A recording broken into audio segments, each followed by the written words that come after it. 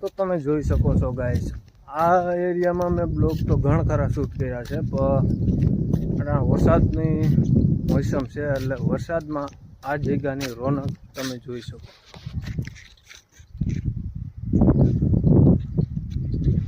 ઠંડી બાજુ લીલું લીલું લીલું વાતાવરણ, કંઈ ઘટનું શાંત વાતાવરણ છે ને.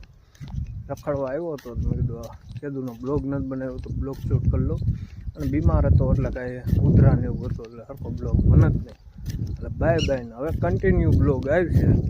અને તમારા ભાઈને 1 મહિનાની અંદરમાં 20,000 રૂપિયાનો ટાર્ગેટ છે, આપણે કામ કરીને પૂરો કરવાનો છે, અચીવ કરવાનો છે.